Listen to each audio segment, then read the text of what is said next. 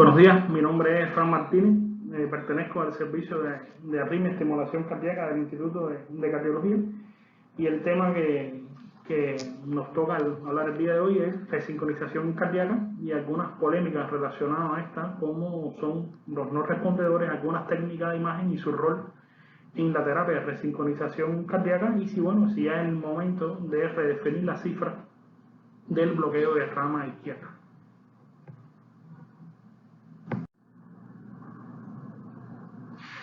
Comenzaremos con el concepto. El resincronizador cardíaco es un tipo específico de estimulación cardíaca que, como su nombre lo indica, se trata de resincronizar la secuencia de la estimulación cardíaca en pacientes con cardiopatía dilatada y fracción de eyección del ventrículo izquierdo reducida de forma severa a través del implante de 3 electrodos que se ubican de forma secuencial en la aurícula derecha, el ventrículo derecho y el ventrículo izquierdo, ya sea de forma endocárdica o epicárdica.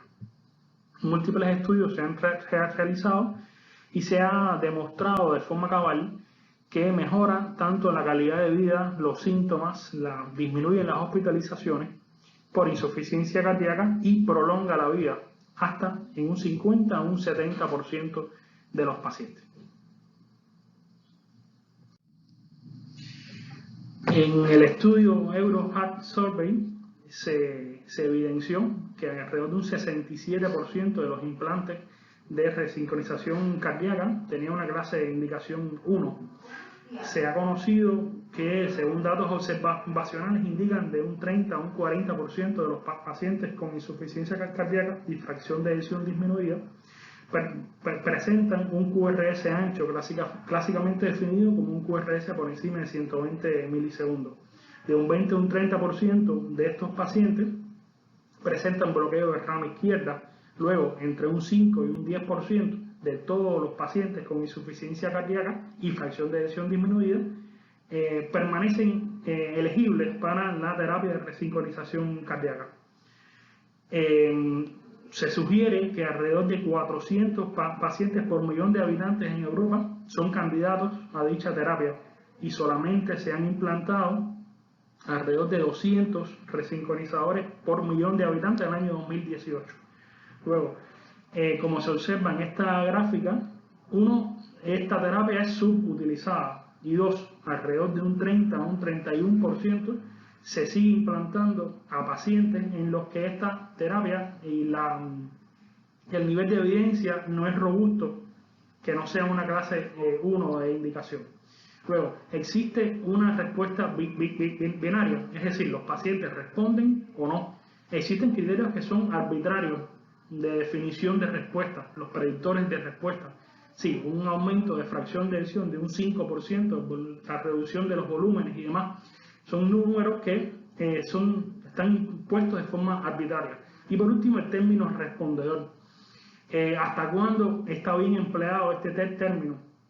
En la gráfica que tenemos acá se establece una comparación entre la terminología oncológica y la terminología cardiológica, por decirlo de alguna manera. ¿Hasta cuándo un paciente remite de forma total? ¿Hasta cuándo remite de forma parcial?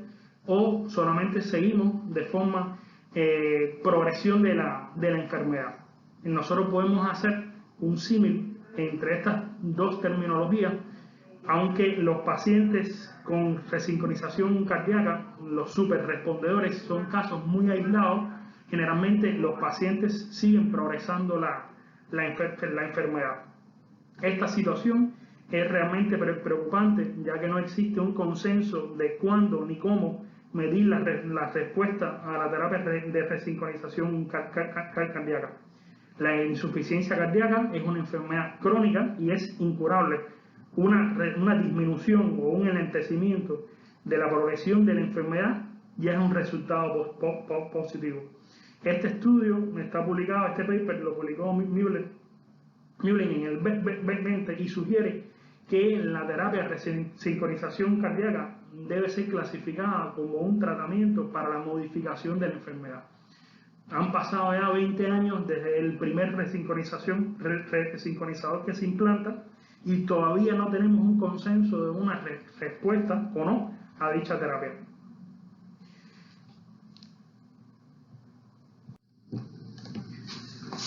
Comenzamos con algunas de las polémicas. Los no respondedores. ¿Dónde puede fallar esta terapia?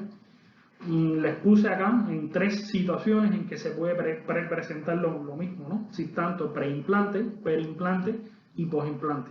Existen ciertos datos que tenemos que tener en cuenta antes del implante. Por ejemplo, la selección del paciente es vital para nosotros, para que los pacientes respondan de forma positiva.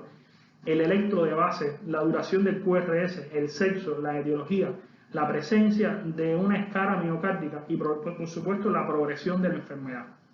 Pero implante tenemos que tener en cuenta la tecnología del electrodo y por supuesto a optimizar el sitio de estimulación dentro del ventrículo izquierdo, ya sea endocárdica o epicárdica. Y posimplante tenemos que tener en cuenta el porcentaje de estimulación, nosotros archiconocido, para nosotros poder obtener una respuesta debemos tener por encima de un 90 o un 95% de estimulación biventricular. También es importante la programación del dispositivo y por supuesto la optimización del mismo. Debemos controlar las expectativas de pacientes y las nuestras propias. No es lo mismo un paciente de 70 años que la expectativa quizás sería caminar 100, 200 metros que un muchacho de 30 o de 40 años. Los medidores de la respuesta a la terapia de resincronización cardíaca, como comenté anteriormente, no están totalmente definidas y no existe un consenso. Y por último, debemos haber una definición de respuesta que todavía no la hemos logrado.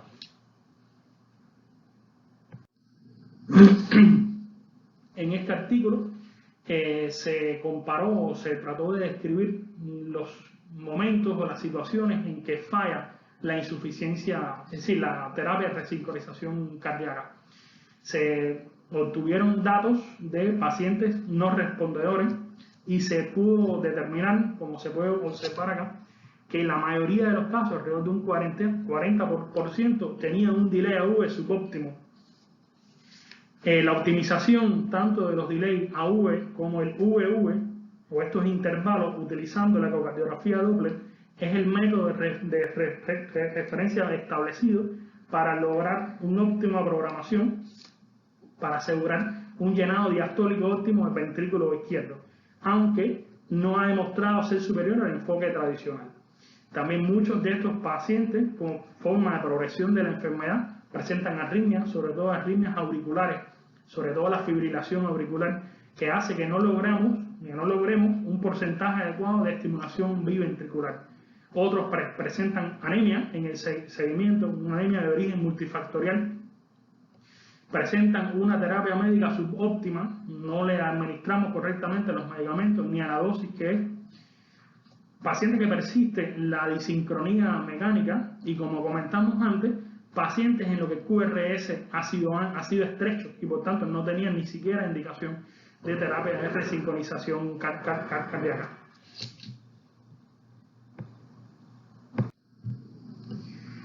Otras polémicas relacionadas con el implante de la terapia de resincronización cardíaca.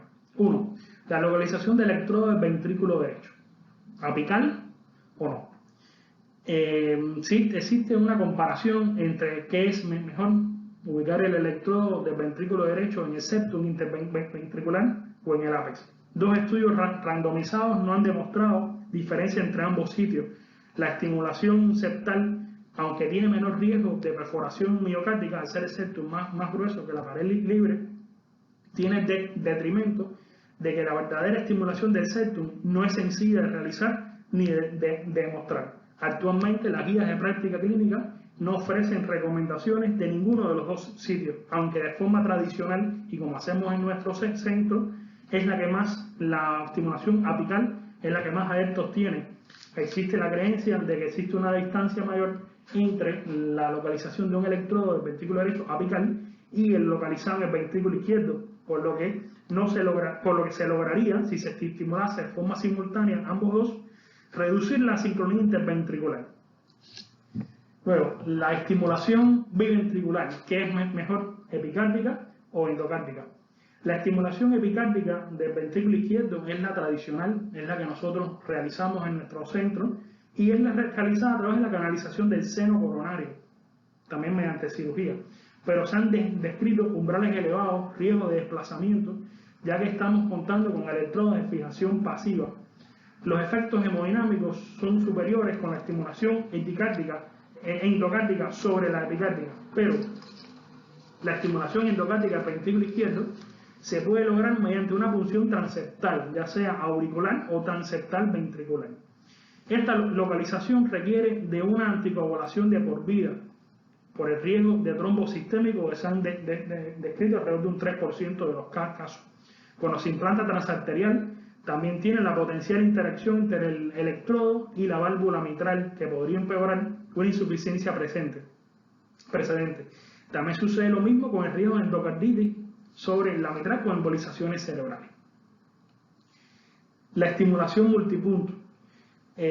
Primero se utilizó 2 electrodos en el ventrículo izquierdo. Fue estudiado en un estudio randomizado en pacientes que no respondieron a la terapia estándar biventricular.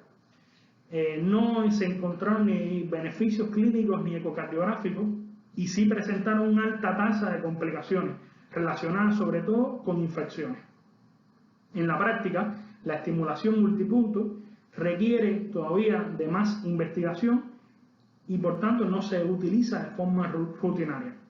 Ahora, la estimulación multipunto es una nueva manera de proveer la estimulación multipunto a través de un electrodo cuadripolar con un algoritmo específico diseñado, logrando la estimulación del ventrículo izquierdo desde 2 dipolos separados en el mismo seno coronario. Alrededor de 5 centímetros tienen esta distancia entre ellos. Luego lo podría capturar mayor área de ventrículo. Basado en un estudio pequeño randomizado, se observó una disminución significativa en la tasa de no respondedores utilizando esta terapia. Aquí tenemos una imagen de los electrodos cuadripolares y su localización. Esto es una polémica bastante importante. Se benefician los pacientes con insuficiencia cardíaca y criterio de resincronización cardíaca de un desfibrilador. Bueno, son muchos factores que hay que tener en cuenta, que incluyen la edad, la presencia de fibrosis, la etiología de la miocardiopatía, la expectativa de vida y demás. Estas son las recomendaciones de las guías de práctica clínica. Si pacientes de menor edad y con presencia de fibrosis miocárdica, por supuesto, se beneficiarían de una terapia de resincronización cardíaca adicionado a un desfibrilador. ¿Qué hacemos con nuestros no respondedores? Realmente todo está perdido. Estas son algunas variantes de alternativas de la estimulación. Bien conocido, la estimulación de la ADGIS con el estudio HOT-CRT. La estimulación gisiana se reportó por primera vez en humanos en el año 2000 con efectos superiores con respecto a la estimulación en otros sitios del ventrículo derecho, puesto que es una alternativa más fisiológica de la despolarización ventricular. Herramientas nuevas se han desarrollado para un mejor implante y menos riesgo de desplazamiento. El estudio HOT-CRT exploró los efectos sinérgicos entre la estimulación gisiana y la epicárdica del ventrículo izquierdo para lograr mejorar la sincronía. Detrimento tiene que la curva de aprendizaje no es corta, se requiere de herramientas específicas para su implante y en algunos casos es necesario el implante de un electrodo ventrículo derecho como backup por riesgo de desplazamiento. La estimulación del ARIS de la rama izquierda. En este tipo de localización se trata de enviar un electrodo ligeramente distal a la ADGIS, bien profunda en el septum interventricular, para lograr capturar solamente la rama izquierda. Igualmente, la evidencia de su utilización en la terapia no está demostrada a cabalidad, que existe cierta preocupación concerniente a la extracción de los electrodos y a la duración de los mismos.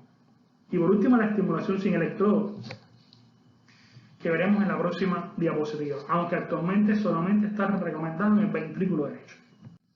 Este es el estudio WISE-CRT, el estudio SOLVE Trial. Se estudiaron 31 pacientes en lo que se logró un acceso retrógrado óptimo tras una punción transeptal. Consiste en liberar una energía ultrasónica hacia un electrodo endocárdico receptor en el ventrículo izquierdo. Un electrodo percutáneo entrega un estímulo eléctrico sincronizado con el pacing ventricular del lado derecho. Este sistema consiste en un transmisor de un ultrasonido subcutáneo, un generador y un electrodo endocárdico sin electrodos. Y aquí tenemos los beneficios en este estudio. Aumenta la FEBI, disminuye los volúmenes, pero actualmente no está recomendado aún en la terapia de resincronización cardíaca. El rol de las técnicas de imagen. Como podemos observar acá, nosotros contamos con tres herramientas principales: el ecocardiograma, la resonancia magnética y la medicina nuclear. El ecocardiograma es el método de imagenología de elección, tanto para la selección como la evaluación post-procedente de nuestros pacientes. Para la selección de pacientes, la ecocardiografía es la elección, como comenté, para el asesoramiento de la fracción de eyección. La selección de pacientes y por tanto la FEBI es el único criterio de imagen. Cuando la ventana acústica no es adecuada, la resonancia o la medicina nuclear podrían ser consideradas para el cálculo de la fracción de eyección. También se utilizan para evaluación post-procedente mediante los medidores de respuesta, evaluación de disincronía, la transmuralidad del infarto, fibrosis, la fracción de eyección del ventrículo derecho y la insuficiencia mitral. La insuficiencia mitral severa es relativamente frecuente en pacientes con miocardiopatía dilatada y se ha demostrado que dicha terapia mejora hasta un 40% de los casos la regurgitación mitral. La utilidad del sitio de activación más tardío del ventrículo izquierdo. En este metaanálisis incorporaron más de 1000 pacientes, se comparó los resultados en pacientes en los que la localización del electrodo del ventrículo izquierdo se dirigió basada en técnica de imagen, dígase sitio de activación más tardío del ventrículo izquierdo, con el implante de dicho electrodo de forma tradicional, evidenciándose que el implante de la terapia guiado por imagen mejora la FEBI y los volúmenes ventriculares, pero no así sucedió con las hospitalizaciones. En estos estudios, publicados en el año 2019, fue un estudio doble ciego, randomizado, más de 100 pacientes, en lo que se vio uno a uno el implante guiado por imagen y de forma tradicional, utilizando el sitio de activación más tardío del ventrículo izquierdo por técnica de imagen, perfusión miocárdica con rucovidio o speaker tracking, evidenciándose que el implante de terapia guiado por imagen no es inferior a la forma tradicional. Estos son de los estudios citados en la guía de práctica clínica de la terapia de la Sociedad Europea de Cardiología, y a pesar de sus resultados no se ofrecen recomendaciones actualmente, pero podría cambiar en el futuro.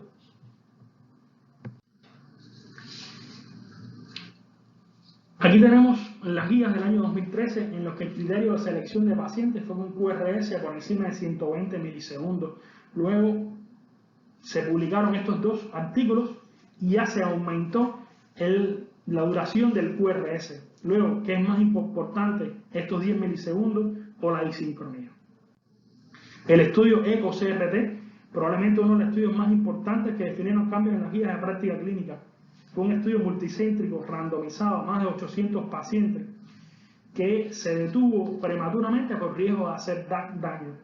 Aumentaron la mortalidad en el brazo de la terapia de resincronización cardíaca, 45 muertes versus 26. Y no se observó en el tiempo del mismo una reducción de la tasa de muerte ni de hospitalización. ¿Qué es importante? ¿La anchura del QRS o la disincronía? Esto fue un estudio argentino utilizándose medios de detección de disincronía mediante el Syncromax. Este estudio permitió aseverar que no solo el bloqueo de rama izquierda produce disincronía en la activación interventricular. La asociación del bloqueo de rama derecha con el bloqueo genera una marcada disincronía, aunque no por retardo en la activación de la pared lateral del ventrículo izquierdo, sino por direcciones opuestas en flujo de activación, por lo cual la terapia de resincronización tradicional en los bloqueos de rama derecha asociados a mi bloqueo nunca podría mejorar la evolución de estos pacientes. Esto es lo que se considera las herramientas que tenemos para el implante de una terapia de resincronización cardíaca, que como podemos ver no son pocas.